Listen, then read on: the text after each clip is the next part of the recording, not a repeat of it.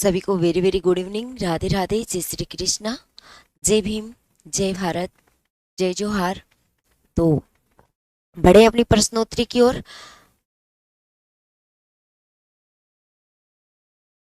राजस्थान में प्रतिहार वंश के संस्थापक हरिश्चंद्र की राजधानी थी।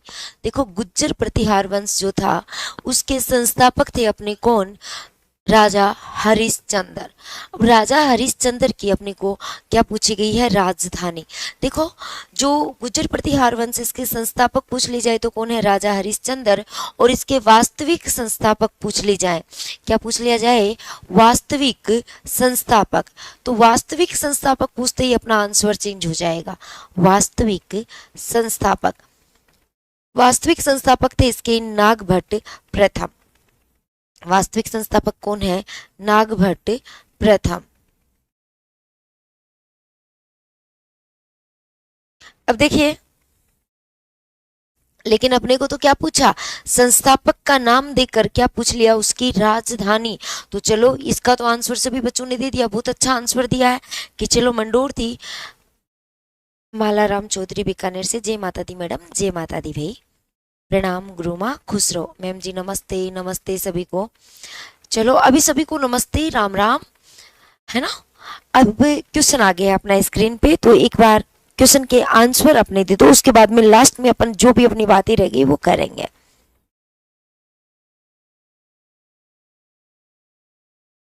सभी का आंसर आ रहा है मंडोर। तो देखिएगा, चलो ये तो आप मंडोर बता रहे हो तो मान लेते हैं, लेकिन फिर आपको किसकी बतानी पड़ेगी? नागभट्ट प्रथम की भी बतानी पड़ेगी। फिर आपको किसकी राजधानी बतानी पड़ेगी? नागभट्ट प्रथम की राजधानी भी बतानी पड़ेगी। तो फटाफट कमेंट करके बताओ कि नागभट्ट जो प्रथम थे उनकी राजधानी क्या थी?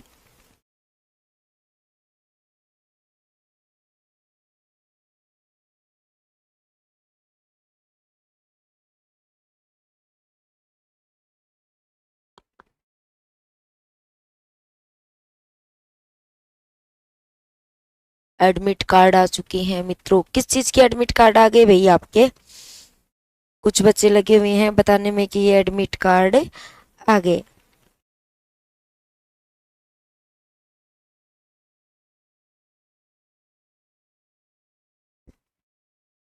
भीनमाल, चलो क्या बात है। जालोर, जालोर या भीनमाल, दोनों में से कंफ्यूज मत होना खुद आपस में। तो ध्यान दीजिएगा, राजस्थान में प्रतिहार वंश के संस्थापक, इनकी राजधानी क्या रही हुई है? मंडोर। मंडोर कहाँ पे पड़ता है? अपने जोधपुर में। मंडोर कहाँ पे है? जोधपुर में। भीनमाल, भीनमाल कहाँ पे था? जालोर में। मेड़ता कहाँ पे है? नागौर में। मेड़ता कहाँ पे है? नागौर में। मंडोर जो इसकी राजधानी है, ये क्या रहा है? रावण का ससुराल भी यहीं पे है। यानी रावण का एकमात्र जहाँ पे पूजा होती है, या रावण की जहाँ पे पूजा की जाती है, वो कहाँ पे की जाती है? मंडोर में। या कह सकते हैं कि रावण का जो मंदिर बना हुआ है वो कहाँ पे बना हुआ है? मंडोर में बना हुआ है। अब रावण का मंदिर क्यों बनाया गया मंडोर में? क्योंकि ये ससुराल था रावण का, और दामाद जो है हमेशा ससुराल में क्या है कि हमेशा ही पूजनीय होता है, भले वो कितना भी खराब हो। क्लियर है? तो चलो आगे बढ़ते हैं। हाँ, बजरंग शर्मा का आंसर है बहुत शानदार।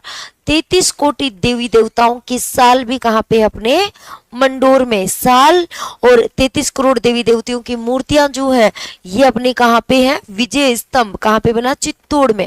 तो 33 करोड़ देवी देवताओं की साल पूछी जाए ना, तो वो भी अपने कहाँ पे है? ध्यान दीजिएगा भाई, मंडोर में।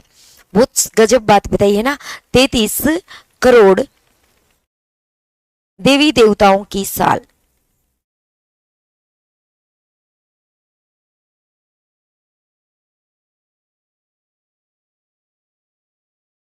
अगर मूर्तियों पूछ ले, 33 करोड़ देवी देवताओं की जो मूर्तियां कहाँ पे लगी हैं, तब अपने विजय स्तंभ पे लगी हैं।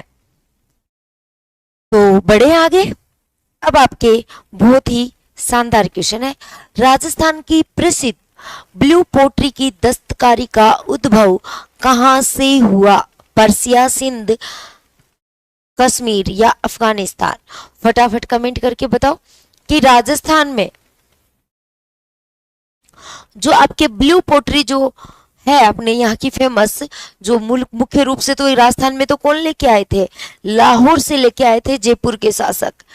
कौन लेके आए थे, लाहौर से। लेकिन अपने को पूछा क्या गया है कि मुख्य रूप से ये कहाँ की है, तो देखो मुख्य रूप से सभी का आंसर बहुत शानदार आ रहा, पर्सिया। पर्सिया या अपन कह सकते हैं फारस की है। फारस से ये कहाँ पे आई, लाहौर आई। और लाहौर किसके समय आई थी, ये ध्यान रखना। तो लाहौर किसके समय आई थी, ये अकबर के समय। मुगल सम्राट जो अकबर था, अकबर के समय भारत आई, और भारत में ये कहाँ पे आई, लाहौर में। क्योंकि देखो मुगलों की 3 राजधानियां रही हुई है। मुगलों की राजधानी आगरा भी रही हुई है, मुगलों की राजधानी आपके क्या रही हुई है, आगरा भी रही हुई है, और मुगलों की राजधानी क्या रही है, दिल्ली भी रही है। तो ध्यान दीजिएगा कि वहां से अकबर जो है इसको ईरान से या पर्सिया से कहाँ ले आए, अपने लाहौर ले आए। और लाहौर से ये कहाँ आई, राजस्थान। ठीक है, लाहौर से ये कहाँ पे आ गई, राजस्थान में। और राजस्थान में भी मुख्य रूप से कहाँ पे है, ये जयपुर में। ठीक है, तो राजस्थान आई, और राजस्थान में भी मुख्य रूप से ये कहाँ पे कह सकते हैं, अपने जयपुर में। कहाँ पे कह सकते हैं, जयपुर आई। लेकिन ध्यान देना कि जयपुर में इनको लेके कौन आया था। नेक्स्ट क्वेश्चन क्या बनेगा अपना कि इस जो ये ब्लू पोट्री जो है इसको जयपुर में लेके कौन आया था।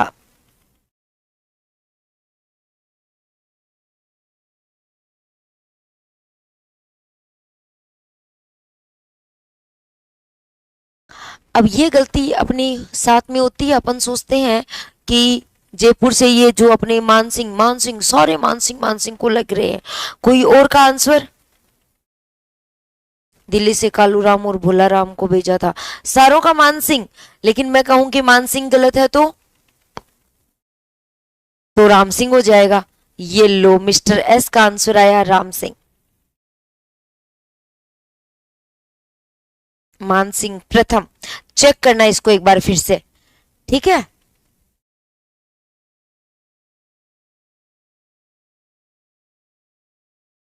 यहाँ पे जयपुर लाने वाला कौन रहेगा, राम सिंह। तो एक बार वापस इसको डिटेल से पढ़ना आप सब। ठीक है, तो देखो ये आई कहाँ, पर्सिया से। पर्सिया कहाँ कहाँ पहुंची, लाहौर। और लाहौर से कहाँ पहुंच गई, राजस्थान। तो अपने ये भारत राजस्थान में कहाँ से, ये लाहौर से। क्लियर, आगे बढ़ता है। नेक्स्ट क्वेश्चन जो है आपके सामने है, निम्नलिखित में से राजस्थान का ग्रेनाइट सिटी के रूप में किसको जाना जाता है। बहुत ही इजी सा क्वेश्चन है। मेरा सही हुआ है, क्या बात है। चलो फटाफट कमेंट करके बताओ। सभी बता रहे हैं जाल।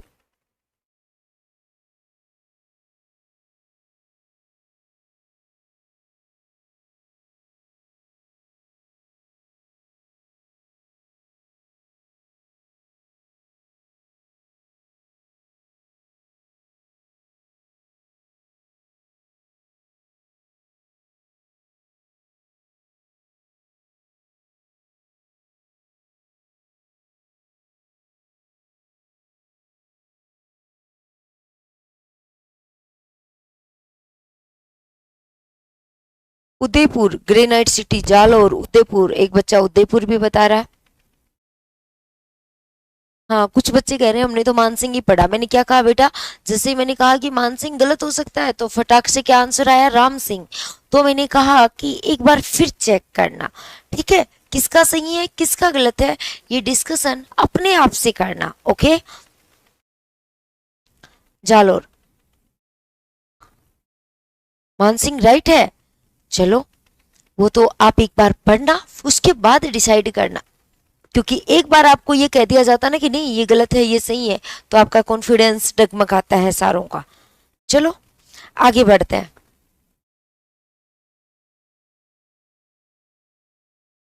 मैं तो बच्चा, मुझे तो पता है मानसिंह सही है कि राम सिंह सही है। ठीक है, लेकिन आप पलटी मारते हो, इसलिए ये क्वेश्चन हमने आप पे छोड़ा है कि आप इसको चेक करो और फिर डिसाइड करो। देवी की मूर्ति लेके आए थे, बिल्कुल लेके आए थे। मानसिंह कहाँ से, पंचदेव उत्कीर्ण मूर्ति जो है वो शीला देवी की मूर्ति लाई थे बंगाल से, और चित्तौड़ से अपने किसकी मूर्ति लेके आए थे? श्री कृष्ण जी की मूर्ति, जिसकी मीराबाई पूजा किया करती थी। दो मूर्तियां मान सिंह के द्वारा लाई गई हैं। एकता बिश्नोई कह रही है राम सिंह है, ये लो आपस में नहीं लड़ना, आपस में कोई मान सिंह कोई राम सिंह, इसलिए एकदम से कंफर्म हो जाओ तब आप आंसर देना, और जब आपको लगे कि नहीं अपने से नहीं बैठ रहा तब मैं आपको एक्सप्लेन कर दूंगी। ठीक है, आगे बढ़ते हैं। देखिएगा नेक्स्ट जो है, निम्न में से राजस्थान का ग्रेनाइट सिटी के रूप में किसे जाना जाता है? ग्रेनाइट क्या होता है? ग्रेनाइट एक पत्थर है। ग्रेनाइट क्या होता है? पत्थर है। तो ध्यान दीजिएगा, इस ग्रेनाइट पत्थर की लगभग 1200 से ज्यादा इकाइयां मिलती हैं अपने को। कितनी इकाइयां? 1200 से भी ज्यादा इकाइयां अपने को यहाँ से प्राप्त होती हैं। कहाँ से प्राप्त होती हैं? और ये 1200 इकाइयां, इनकी विश्व भर में डिमांड है ज्यादा से ज्यादा कि हमें भी भेजो ग्रेनाइट, हमें भी भेजो। इसलिए क्या है,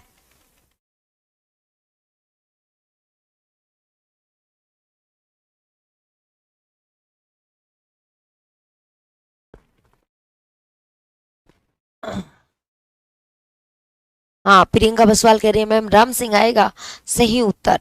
चलो आपका एक्सप्लेन कर देंगे लास्ट में, कोई इश्यू नहीं, बस लास्ट में एक बार मेरे को याद दिला देना, पूरा एक्सप्लेन करते हैं अपन, है ना। अब इसको छोड़ दो, राम सिंह और मान सिंह को यही क्लोज कर दो मैटर को।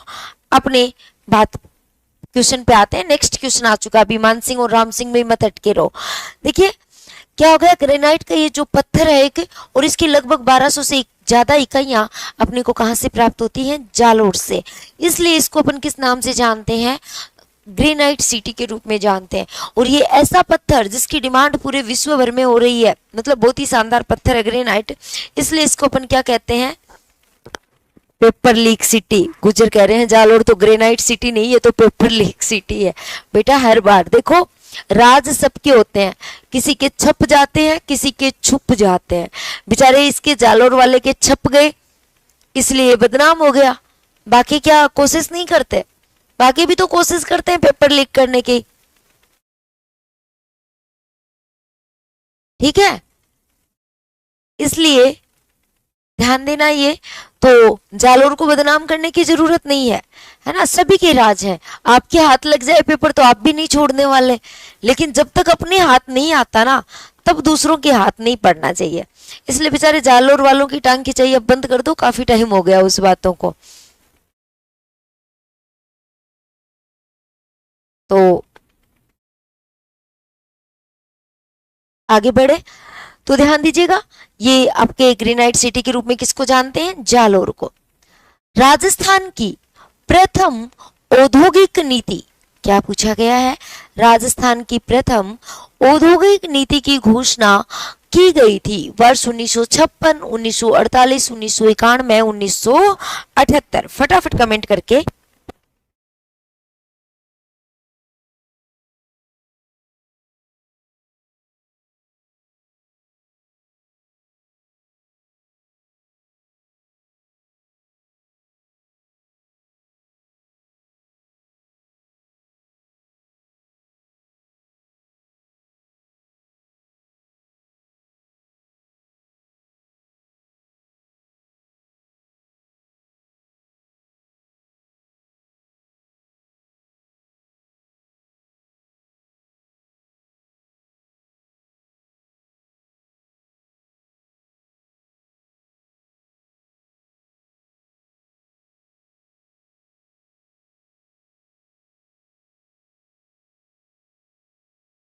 ने कुछ 1991 बता रहे हैं, कुछ बी ऑप्शन बता रहे हैं, कुछ बता रहे हैं आपने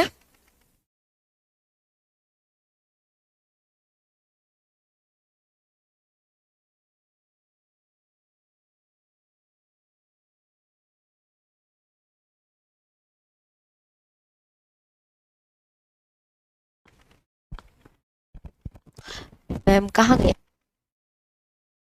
आराम से देखिए, इसमें बहुत सारे बच्चों का गलत भी आ रहा है। तो ये आपके 56, 48, 91, 1978। तो ये देखिएगा, ये जो घोषणा की गई थी ये की गई थी 24 जून 1978 को। ये लागू कब हो गई थी? अपने 24 जून 1978 को, और किसके समय हुई थी? भैरव सिंह शेखावत के काल में। भैरव सिंह, बाबूसा के नाम से जानते हैं ना शायद इनको, भैरव सिंह शेखावत के काल में।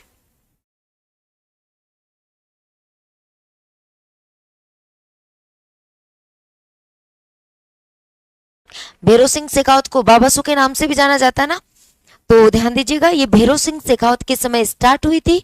24 जून 1978 को प्रथम औद्योगिक नीति थी। क्लियर? अब तो गलत नहीं है ना, आगे बढ़ते हैं। मुख्यमंत्री अन्न सुरक्षा योजना का उद्घाटन कब और किसने किया? फटाफट कमेंट करके बताओ।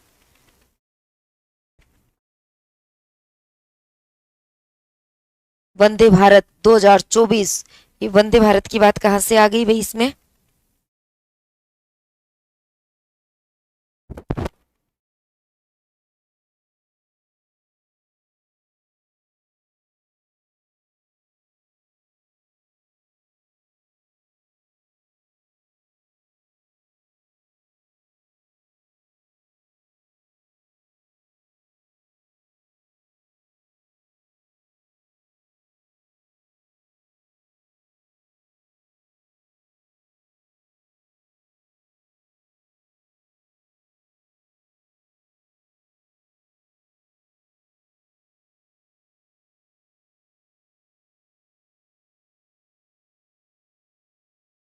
सी ऑप्शन 15 अगस्त 2002 को अशोक गहलोत ने।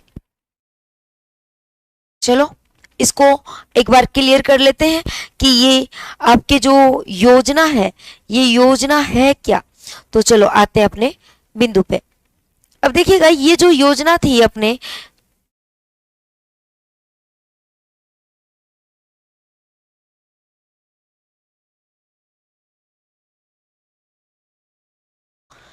तो ये जो योजना थी, इसका बहुत सारे बच्चों ने अपने आंसर दिया है 15 अगस्त 2002 को अशोक गहलोत ने। देखो ये तो ठीक है, अशोक गहलोत ने किया था, लेकिन ये किया कब था? 10 मई 2010 को।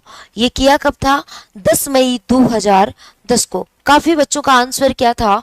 सी ऑप्शन था। तो ये थोड़ा सा ध्यान रखना, 10 मई 2010 को ये अशोक गहलोत के द्वारा ये योजना जारी की गई। मुख्यमंत्री अन्न सुरक्षा जो योजना है, इस योजना की अगर अपन बात करें तो इसमें कितने किलो गेहूं देने की घोषणा हुई? तो ये 25 केजी गेहूं है ना। वैसे 4-5 मेंबर हो तो ये 25 किलो, या फिर आप सीधा 25 किलो को छोड़िएगा, आप सीधा याद रखो 2 रुपए किलो, 2 रुपए प्रति किलो, यानी 2 रुपए प्रति किलो की दर से गेहूं देने की, यानी आसानी से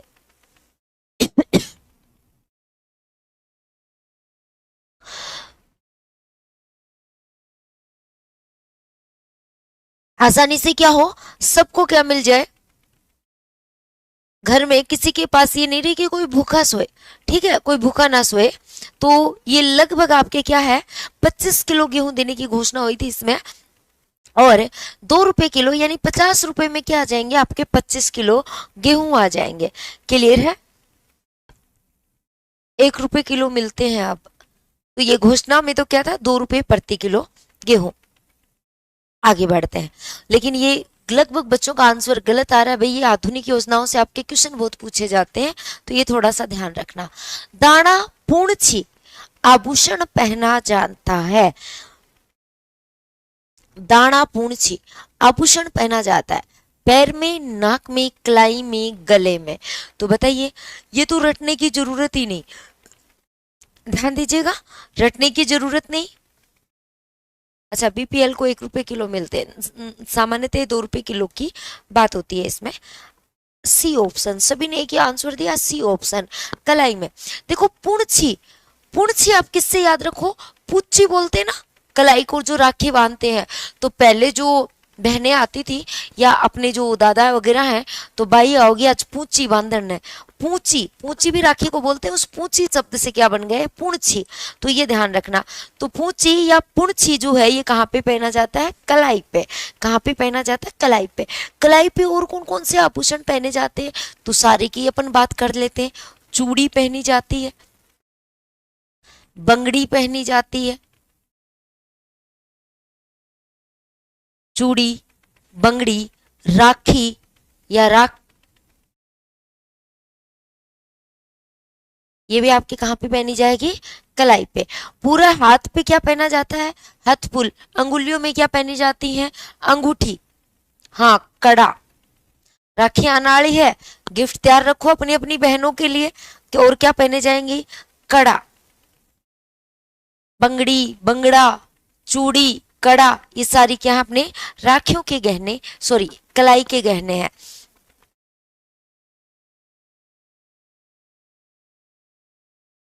तो आगे बढ़ते हैं। छप्पन का मैदान, ये छप्पन का मैदान भाई हर लेवल के एग्जाम में क्वेश्चन आया हुआ है।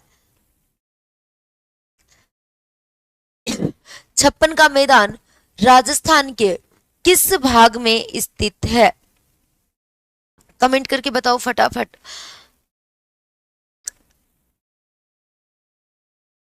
छप्पन का मैदान जो है ये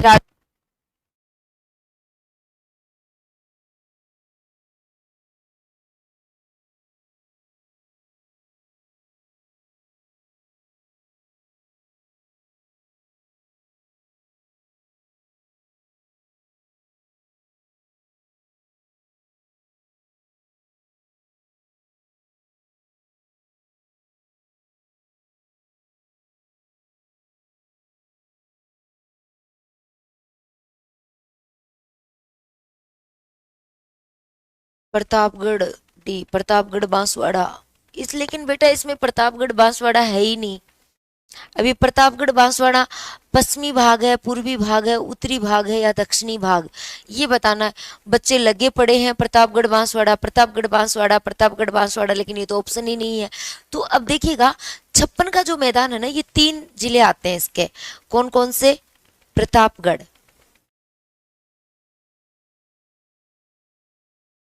डूंगरपुर, और कौन सा है, बांसवाड़ा। इंपॉर्टेंट यानी पर्टिकुलर एक का ही नाम पूछे तब तो आपके क्या आ जाएगा, बांसवाड़ा। एक का ही नाम पूछे तब तो क्या आ जाएगा, बांसवाड़ा। तो ये तीनों ही जिले अपने कहाँ पे आते हैं, दक्षिणी भाग में। कहाँ पे आते हैं, दक्षिणी भाग में। इसलिए राइट आंसर तो क्या हो जाएगा, दक्षिणी भाग। लेकिन अपने को पता भी तो होना चाहिए ना छप्पन का मैदान क्या है भाई ये। तो छप्पन का जो मैदान है ये 56 छोटे बड़े नदी नालों का समूह है। ये क्या है, छोटे बड़े 56 नदी नालों का समूह के बीच में जो मैदान बने हुए हैं, नदी नालों के बीच में स्थित है, इसलिए अपन क्या कहते हैं, इसको छप्पन का मैदान कहते हैं। छोटे मोटे कितने नाले हैं, 56। क्लियर है। तो ये 56 नदी नालों के बीच का समूह है, या उनके बीच का जो मैदान है उसको अपन क्या कह दिया, 56 का मैदान। क्लियर, आगे बढ़ते हैं।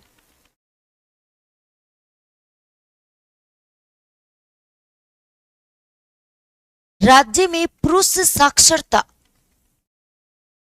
सर्वाधिक संख्या में जिस जिले में है वह है, क्या पूछा है, पुरुष साक्षरता। बताओ भाई सर्वाधिक संख्या में कौन से जिले में है, जयपुर, अजमेर, गंगानगर, झुंझुनू।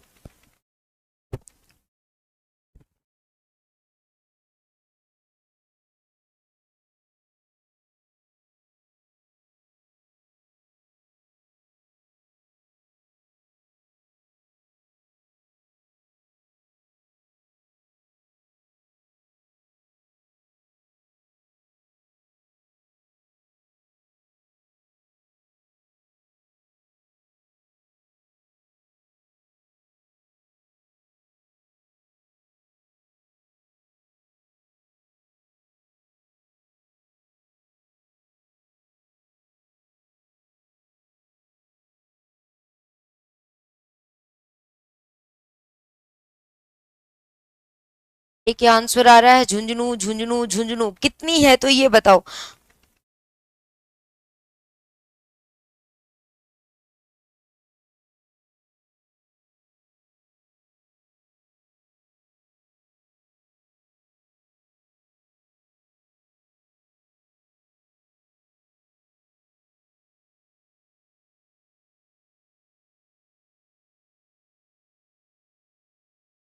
86.9। चलो भाई, झुंझुनू जो है ये क्या है, शहीदों की भूमि भी इसको कह सकते हैं। शहीदों की भूमि जो है वो भी आपके क्या है, झुंझुनू। यानी सेना में सर्वाधिक जो व्यक्ति हैं, सेना में सर्वाधिक युवा जो हैं वो अपने कहाँ से हैं, झुंझुनू से। आगे बढ़ते हैं। साक्षरता के मामले में भी क्या है, सबसे आगे है। पौष मास में आयोजित होने वाला मेला है। पौष, रणकपुर मेला, जीण माता का मेला, दधिमती माता का मेला और नाकोड़ा जी का मेला। फटाफट कमेंट करके बताओ।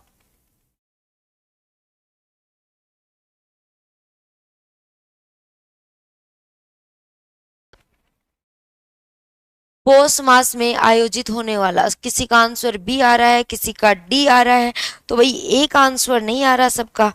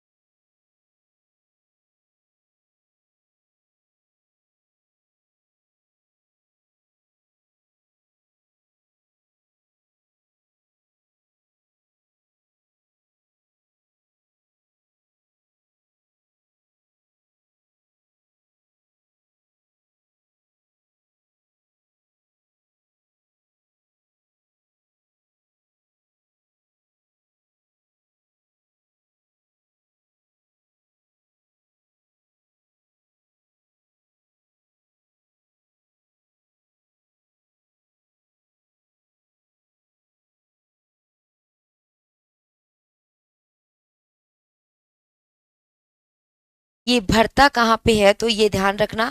इसका राइट आंसर तो क्या हो जाएगा, अपने नाकोड़ा का मेला। लेकिन ये नाकोड़ा का मेला भरता कहाँ पे है, आपको ये बताना है। क्या बताना है, नाकोड़ा जी का जो मेला है ये कहाँ पे भरता है, ये आप कमेंट करके बताओ।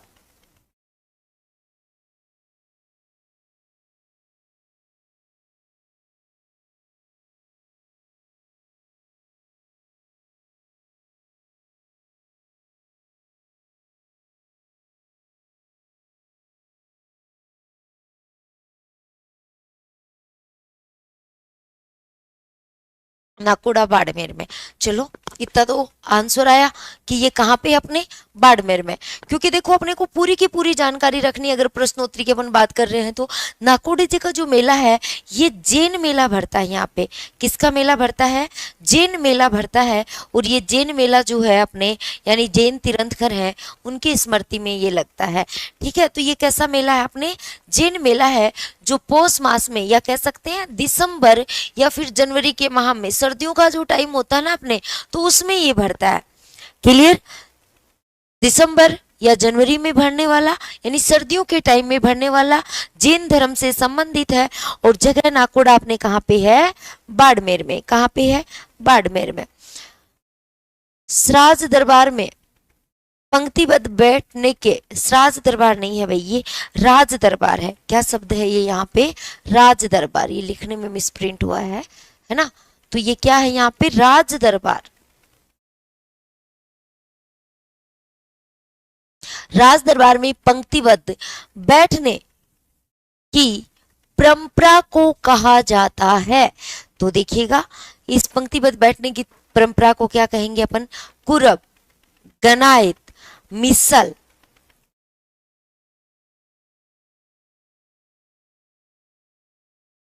मुतसदी। तो मिसल, सारों का क्या आंसर आ रहा है। क्या बात है, सब बड़े शान से, क्योंकि देखो राजा बैठा हो सामने, यानी यहाँ पे ये सिंहासन लगा है और इस सिंहासन पे कौन बैठा है, राजा। तो यहाँ पे सामने जो बेंचें डली होंगी, यहाँ पे इन पे कौन बैठे होंगे, इनके जो कर्मचारी, यानी पंक्ति से बैठेंगे राज दरबार में। ऐसे नहीं कि कोई कहीं जगह मिल गई वहीं खड़ा हो गया, या कूणी मार मार के जगह बना रहे हैं जैसे अपन भंडारे में करते हैं ना लोग, वैसे नहीं खड़े होते हैं। राज दरबार में अगर जा रहे हैं तो उठने बैठने का सलीका भी होगा।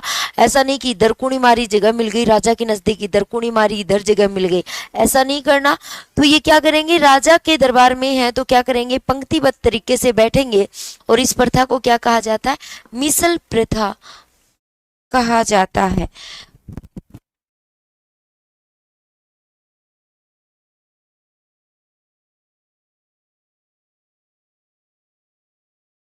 क्लियर,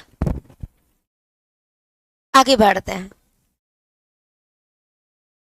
राजस्थान में सबसे अधिक नमक उत्पादित होता है सांबर झील में। राजस्थान में सबसे अधिक नमक उत्पादित होता है सांबर झील में, लूणकरणसर में, फ्लोदी में, पंचभद्रा में। लूणकरणसर में, सांबर में, ये लोग भाई सब अपने अपने क्षेत्र विशेष की तारीफ कर रहे हैं। बीकानेर वाले तो कह रहे हैं लूणकरण में होगा, और जयपुर वाले कह रहे हैं सांबर में होगा। तो भाई अपने अपने क्षेत्र विशेष की बात नहीं करनी, कंपटीशन है ये।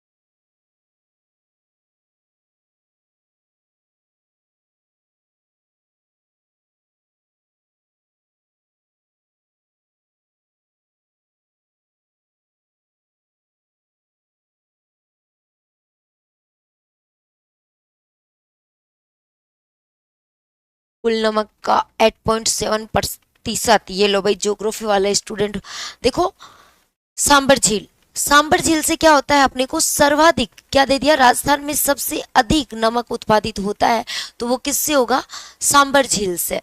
सांबर झील है कहाँ पे, अपने जयपुर में।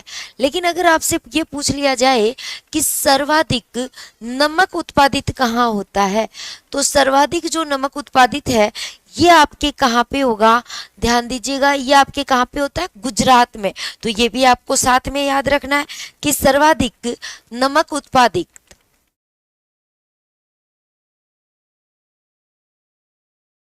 नमक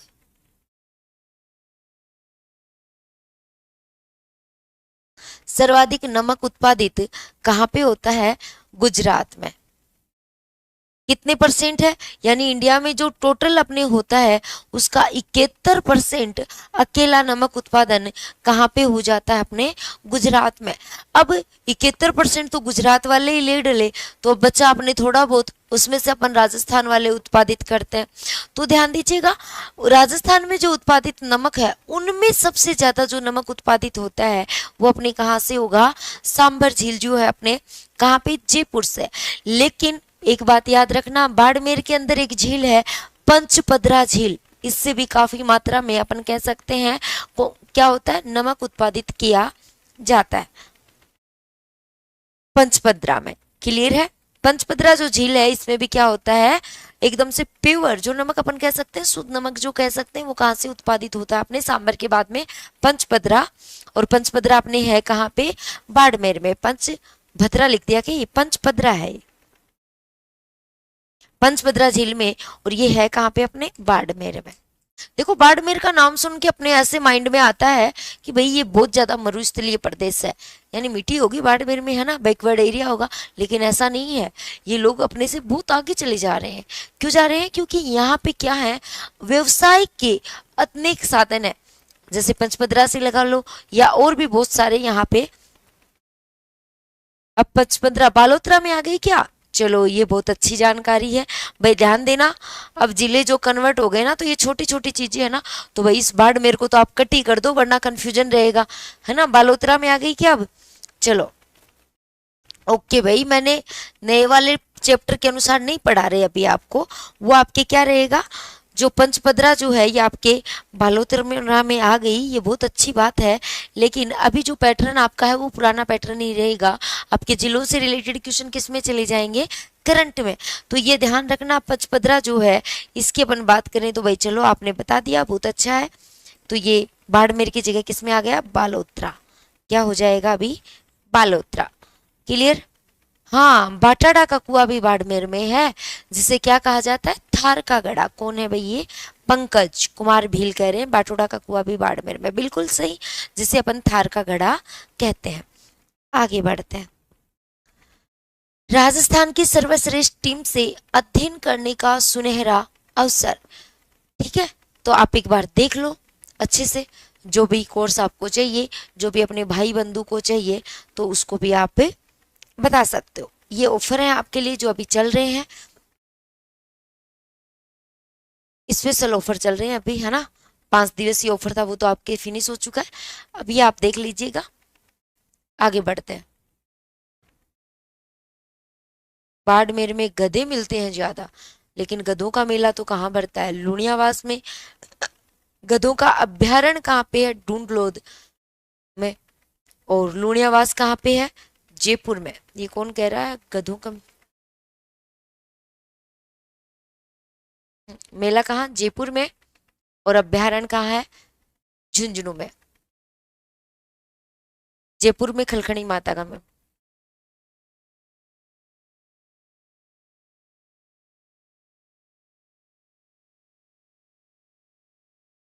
चलो आगे बढ़ते हैं। ध्यान दीजिएगा, स्वयं सिद्धा योजना कब लागू की गई, 1995 में। ये तो एक तो खा ही लिया बीच में अपन ने, है ना। कुछ भी लिख दो चलो इसमें, क्या लिख दे, 1996,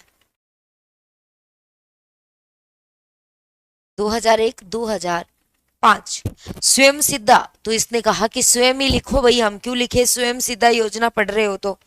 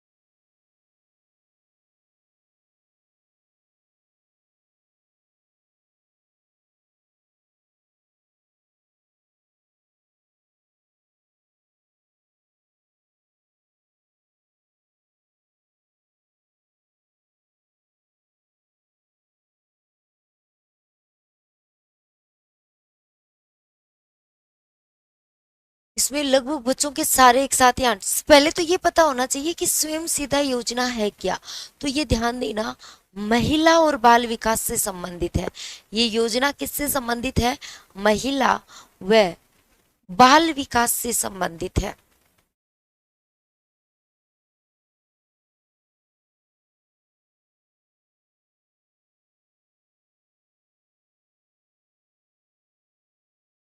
महिला और बाल विकास से संबंधित है।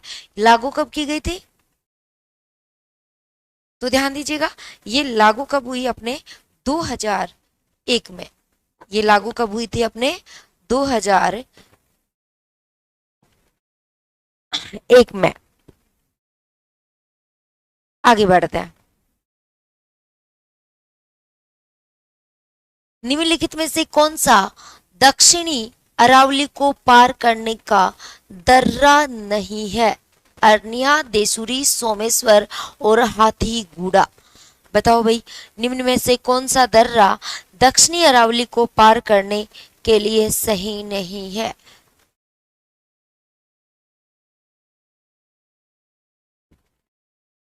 अरण्या।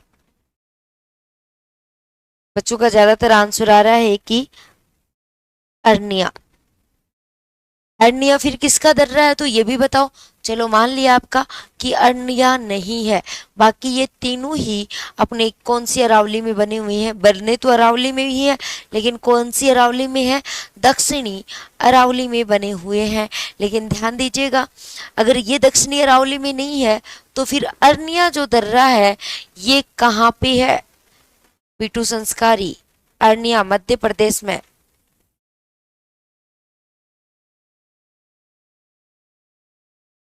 ये हुई ना बात। ऐसे पूरा का पूरा आपके कॉन्सेप्ट क्लियर होना चाहिए। ये क्या लिख दिया? होली है ना, समझना पड़ेगा अपने को कई बार। तो होली के लगभग 15 दिन बाद कौन सा त्योहार मनाया जाता है? ये क्वेश्चन शायद मैंने लहर पे करवा दिया था बच्चा, ध्यान देना इसका। होली के लगभग 15 दिन बाद कौन सा त्योहार मनाया जाता है? तो होली के बाद में कौन सा त्योहार मनाया जाएगा? गणगौर। होली के 15 दिन बाद कौन सा त्योहार मनाया जाता है?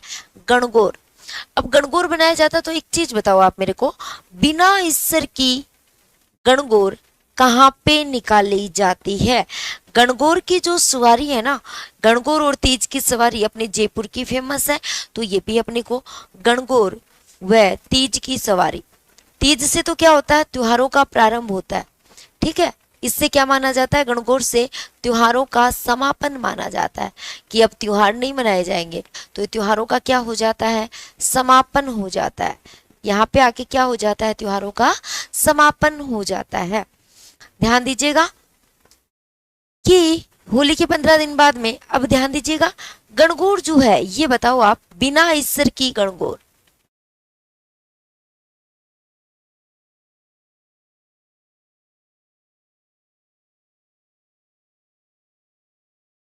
बिना ईश्वर की गणगौर कहाँ पे? जैसलमेर में। गुलाबी गणगौर जैसलमेर में। मैंने तो बिना ईश्वर की पूछी है भाई। बूंदी में गणगौर नहीं मनाई जाती, जैसलमेर में, जैसलमेर में, जैसलमेर में, सभी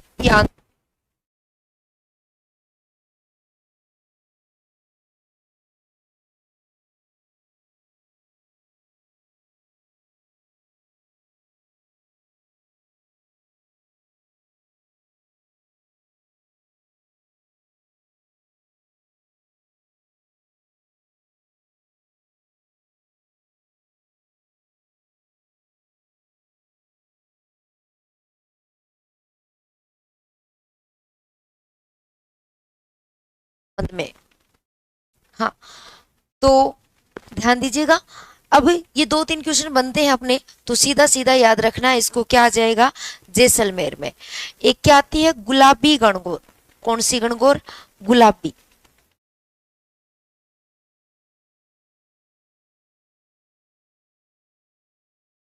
गणगौर की सवारी तो कहाँ निकाली जाती है? जयपुर में। गुलाबी गणगौर है ये कहाँ पे निकाली जाती है? अपने राजसमंद में। गुलाबी गणगौर कहाँ की फेमस है? राजसमंद की। क्लियर?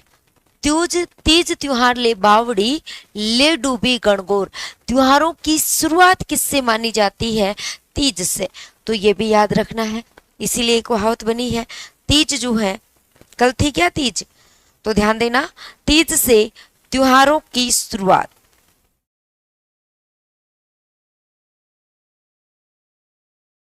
त्योहारों की शुरुआत मानी जाती है और त्योहारों का समापन किससे माना जाता है? गणगौर से। राजस्थान में घास के मैदान या चारागाहों को क्या कहा जाता है? जो लहर वाले स्टूडेंट है भाई वो बहुत आसानी से बता सकते हैं कि घास के मैदान या चारागाहों को क्या कहा जाता है। बीड, पेडोक्स, दोनों, कोई नहीं। फटाफट कमेंट करके बताओ कि राजस्थान में जो चारागाह है उनको अपन क्या कहते हैं? बीड़ कहते हैं, है ना। क्या कहेंगे? बीड़। फारसी भाषा का सबसे पुराना लेख कौन सा है जो राजस्थान से प्राप्त हुआ है? बताओ भाई। मैडम ईश्वर और ईश्वर एक ही है क्या? नहीं बेटा, ईश्वर और ईश्वर एक नहीं है। ईश्वर जो गणगौर के पार्टनर के रूप में रखा जाता है उसको तो ईश्वर कहते हैं और ईश्वर भगवान को कहा जाता है। तो अजमेर का लेक, शाहाबाद का, गयासुद्दीन का लेक, तो अजमेर का लेक आएगा क्या? अजमेर के नाम से ही पता चल रहा है कि ये क्या है, राजस्थान से प्राप्त। लेकिन और भी बात दे रखी है साथ में, क्या दे रखी है? फारसी भाषा में। फारसी भाषा में कौन सा लेख है जो अपने कहाँ से प्राप्त हुआ है? राजस्थान से, ये बताना है आपको।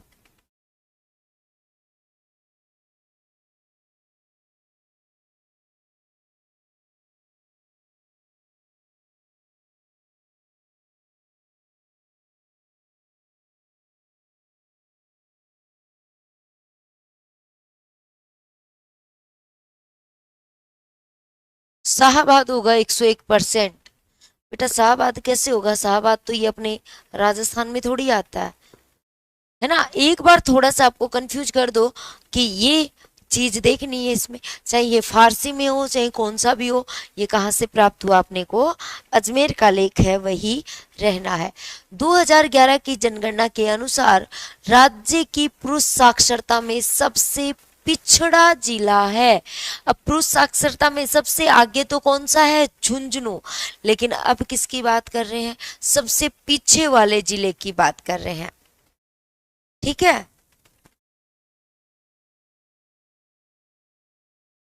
सबसे पिछड़े जिले की बात कर रहे हैं। तो सबसे पिछड़ा जिला कौन सा रह गया अपने? प्रतापगढ़। सूरवीर है, पढ़ते तो है नहीं, है ना। प्रताप का मतलब शौर्य, तो ये प्रतापगढ़ से याद रखो कि इतने सूरवीर हैं, पढ़ते ही नहीं है। तो चलो आगे बढ़े। जिस जिले में नेशनल वुड फोसिल पार्क स्थित है वह है चूरू, सीकर, जैसलमेर, श्री गंगानगर। बताओ। जैसलमेर में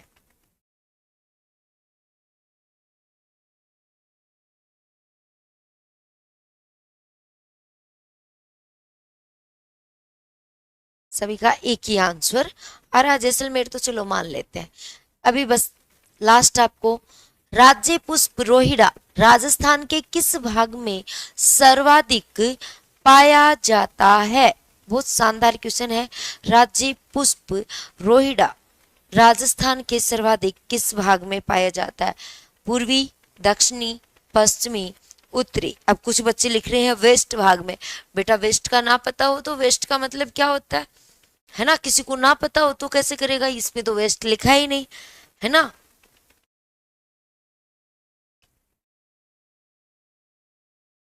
बी, सी, इसमें भी कई बच्चों को कंफ्यूजन है। कुछ बच्चे बी बता रहे हैं, कुछ सी बता रहे हैं। दक्षिणी भाग तो होगा ही नहीं बेटा, ये वाला एरिया कहाँ पे आ गया अपना? राज्य पुष्प जो रोइडा है ये अपने पाया जाता है कौन से भाग में? जो मरुस्थलीय प्रदेश है, ठीक है। तो दक्षिणी भाग में तो मरुस्थल थोड़ी है अपने, ये वाला जो एरिया है ना यहाँ वाला, तो इसको अपन क्या बोलेंगे? पश्चिमी। तो ये कौन से भाग में पाया जाएगा? पश्चिमी भाग में। राज्य वृक्ष है क्या ये? राज्य का पुष्प है, सॉरी। राज्य वृक्ष कौन सा है? फटाफट कमेंट करके बताओ कि राज्य वृक्ष क्या है। तो राज्य वृक्ष क्या है? खेजड़ी है क्या? खेजड़ी, जिसको अपन क्या कहते हैं? जाटी भी कहते हैं, जाटी भी कहते हैं ना। तो राज्य वृक्ष तो कौन सी है? खेजड़ी। और राज्य पुष्प कौन सा है? रोइडा। बहुत शानदार पुष्प आते हैं इसके ऊपर, कलर ही बहुत प्यारा होता है उनका। गणेश्वर सभ्यता के अवशेष चिन्ह उपस्थित हैं। भाई ये गणेश्वर अपने कहाँ पे है? सीकर में। गणेश्वर कहाँ पे है? सीकर में। भील में तो, भीलवाड़ा में तो कौन सी थी? बागोर।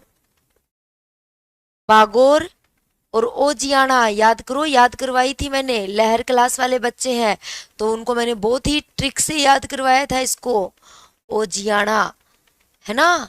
भील स्त्री अपने पति को बाग में बुलाते हुए क्या कहती है? ओ जी आना। अब ये गणेश्वर यहाँ पे भी स्यापा रहेगा। अब ये सिक्कर में है कि नीम का थाना में, ये तो सिक्कर वाले ही बता सकते हैं, है ना। तो अब क्या हुआ देखो, सिक्कर में लेकिन यहाँ पे नीम का थाना दे नहीं रखा बेटा, इस क्योंकि ये क्वेश्चन अपने किस पे चल रहे हैं, पुराने पैटर्न पे। तो ये आप क्या कर सकते हो, वर्तमान में क्या लिखोगे, इसको साइड में लिखना है, इसको कोने में ले जाओ साइड में, और बताओ इसको कि वर्तमान में बच्चा आप यहाँ नहीं हो, वर्तमान में आप कहाँ पहुंच गए, नीम का थाना। कहाँ पहुंच गए, नीम का थाना। गणेश जी को भी नीम के नीचे थाने में पहुंचा दिया आपने, ठीक है। और भीलवाड़ा में अपन पढ़ के आ चुके थे, बाग और रोजियाना बहुत ट्रिक से याद करवाई थी, जो अपने लहर क्लासेज वाले बच्चे अगर हैं तो ध्यान दीजिएगा। क्या था, भील स्त्री क्या कहेगी अपने पति को, ऐसे तो नहीं बुलाएगी सबके सामने, ओ इधर आ बाग में चल, है ना, क्या कहेगी, ओ जी बाग में आना। और इससे आपको क्या याद हो जाएगा, भीलवाड़ा की सभ्यताएं याद हो जाएंगी, है ना। ओजी से ओजियाना, और बाग में आना से क्या हो जाएगा, बागोर। ओ जी थोड़ा आना, श्याम विष्णु ही कह रहे हो। ओ जी थोड़ा क्यों, आधा फिर क्या घर के अंदर रहेगा, आधा भाग में जाएगा, कि थोड़ा आना, थोड़ा कैसे आएगा भाई, आएगा तब तो पूरा ही आएगा, ठीक है। हाँ कह रहे हैं, ये कौन बच्चा कह रहा है कि हाँ थोड़ा सा आना इधर, कई लोग बोलते ना, हाँ भाई औरतें नहीं बोलती ये चीजें, मैंने क्लास में ऑफलाइन में भी नोट की, मैम थोड़ा सा बाहर जाए, भाई थोड़ा सा बाहर क्यों जाके आओ, पूरे ही जाके आ जाओ ना, जाना है तो। चलो अभी इतना ठीक है।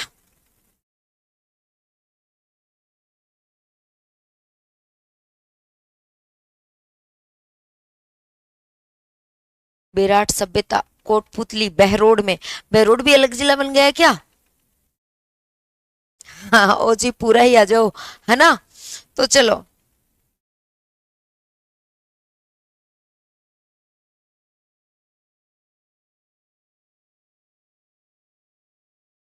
चलो अभी इसी के साथ अपन समाप्त करते हैं आज के चैप्टर को, मिलते हैं कल की क्लास में, तब तक के लिए बाय बाय।